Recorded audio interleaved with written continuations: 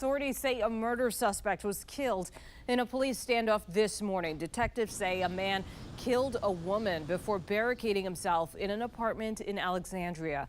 Arliana Golden brings us up to speed on the investigation. Well, it's been a busy afternoon in Alexandria. I spoke with a witness off camera who said she was woken up by the sound of gunshots, at least 5 loud bangs that made her jump out of bed. Some scary news to wake up to this Monday. We're at an apartment complex off Canterbury Square, just inside the Beltway in the Seminary Hill neighborhood. Alexandria police responded around 4 a.m. to reports of a woman who had been shot. When they arrived, they found a suspect who had barricaded himself inside of a room. The chief tells us officers gave repeated verbal commands for him to come out. They say he was not listening. Eventually, the suspect emerged from that room running full speed, charging at the officers, and both of them fired their weapons at him.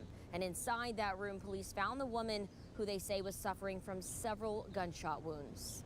Our officers are trained to tell persons to come out with their hands up. They stood at the doorway for quite some time of the apartment, giving those repeatedly commands which he did not immediately reply.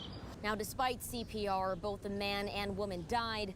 Police tell us it appears to be a domestic situation, but of course, that is still under investigation. Now, the chief says their internal affairs department will conduct a review to make sure that both officers complied with department policy. He says they are both vets with 7 to 8 years of service and have been placed on leave until that investigation is complete.